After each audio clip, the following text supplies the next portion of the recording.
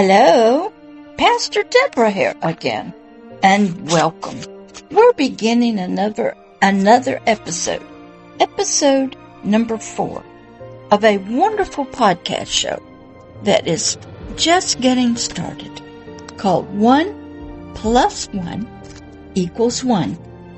2 become 1 podcast. This was a big book I wrote years ago. After lots of studying, I was so ignorant about deep spiritual things, and I had to combine my mental health knowledge into a lot of this to understand my soul and my biological body and how it is sort of the same but different from my spirit. I had to even discover I had a spirit. I was so ignorant. And this book, 1 + 1 = 1, sort of a new math, 2 become 1, was one of the many books that came out of my years and years of studying. And you may write your own books after studying. Maybe, maybe not. But you do have a story to tell when you get there. And many people write about it, and other people don't. But here in this new podcast, number 4, this episode, it is entitled, What is Agape Love? In 1 + 1 = 1, the story is about how you, your spirit, plus another spirit of agape love had to come together. And the two of you sort of got married, in a way, and become one unit. 1. 1 + 1 = 1. 2 become 1. You see this pattern, this symbol, in a marriage. That's right. You also see it when DNA from a male and DNA from a female come together in the womb and a baby gets created.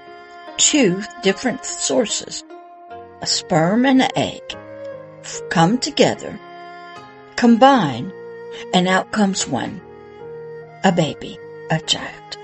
So that's sort of the pattern, and this has to do with our spirit. So here we're picking up in what is agape love, because we were trying to find out what is this element or this thing or this stuff that we were to be adding to our lives and that was to become one with us. And we had been working through some scriptures, and we had gone into some words by an ancient person who was called an apostle, a teacher, and his name was Paul. And he had gone to the ancient land of the Corinthians in Corinth, and he was teaching them about their lives. These were new believers, or some who were just learning about a new way of life, a new way of thinking that modeled the very image and likeness of the one he followed, Christ, the living Word of God, who happened to be inside the dirt body named Jesus.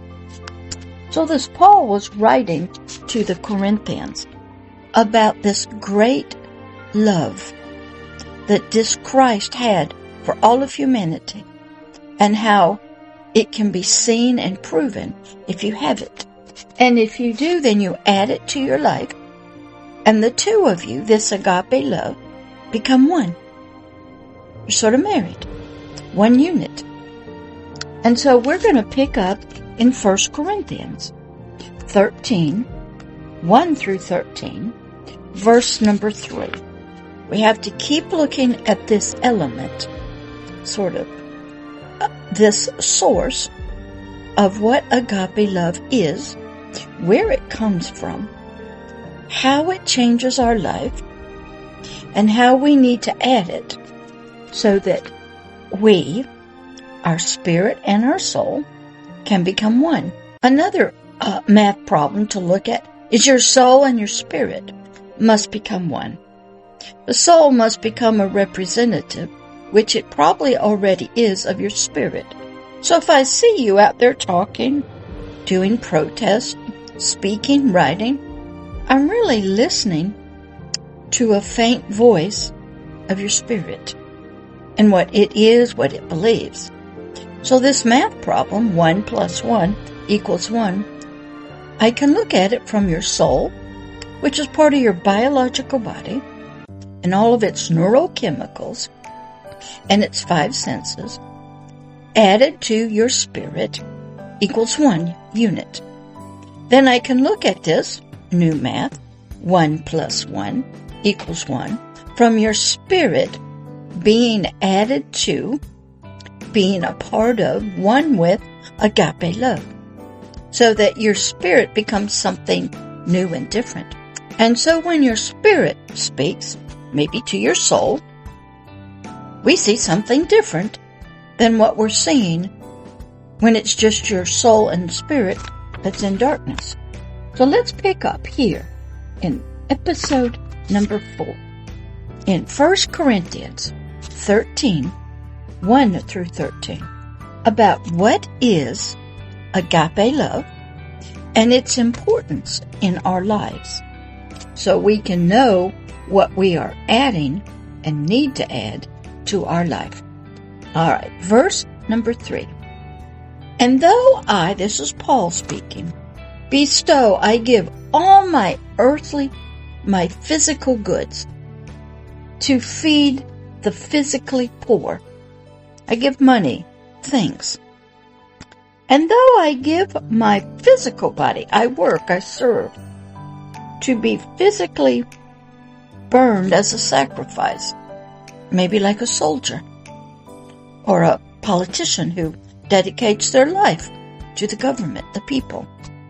So he's showing you how our lives and our goods, our money, our treasures, our material wealth we have, and our own life can be given to serve others and to help other people.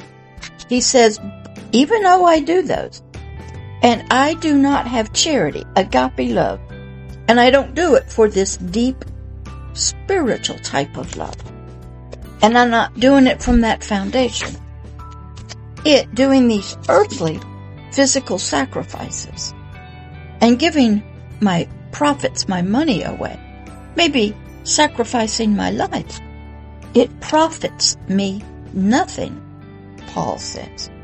I get no spiritual rewards. Even though I give all my money to charity, I sacrifice my life maybe as a soldier or a leader, a politician, or even a parent or a teacher. He said, I still get no spiritual rewards if I do not have this kind of love called agape, my foundation, working through me, and my motivation. He says, well, yeah, no, that does not happen. And I get nothing, no rewards, no praises from my spiritual Heavenly Father. That's right. You can do a lot of good things, but it doesn't count in eternity. Verse number 4. Charity, it's another name for love. Agape love suffers long and is kind. Can you suffer long and be kind while you're suffering? What kind of suffering? Maybe physical, emotional, maybe spiritual. That would be a good study.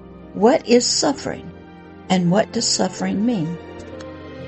Charity, agape love, envy's not. You're not jealous of anybody for what they have. You don't hate anybody. You don't look for revenge. You're not jealous of somebody, of anything. Can you do that? Charity, agape love, vaults, lifts up not itself. It never places itself above anybody. It never, even if you never say a word, in your thoughts, you never think of yourself better than anybody. You never say, I deserve this. I. It's all about me. What I want. You don't do that. And I had to learn to listen to people when they talk. and watch them and even look at their social media and their videos and their pictures. I had to study humanity in their words, thoughts, and ideas. I had to learn words. Also, this charity, this agape love, it is not puffed up. It is not prideful. Do you know what pride is? Do you know when you speak or you dress or you do this, what pride looks like coming out of you? That would be a good study. But this kind of charity coming through you, that should be a part of your spirit and your soul, it does not get prideful in itself. It is not selfish for itself. Verse number 5.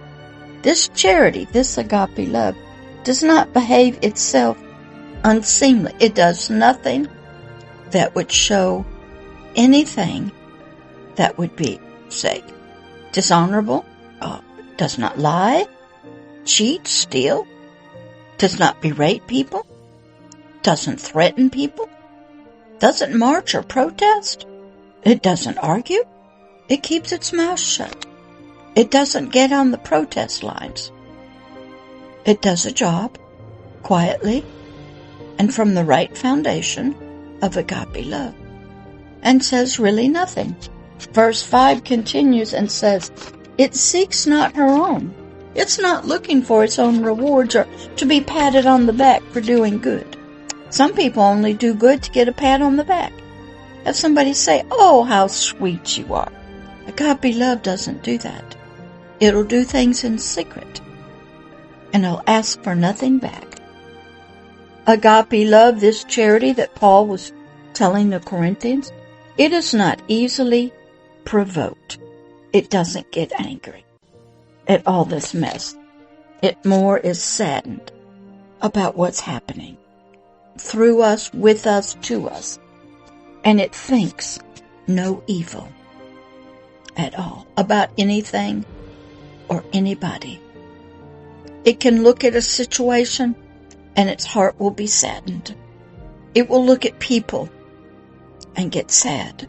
It will be crying to help them. Oh, it can go out and help them, but it doesn't announce it. It doesn't take advantage of it, like take tax deductions. It gives freely. It doesn't announce that it's giving. It doesn't tell other people that it's giving.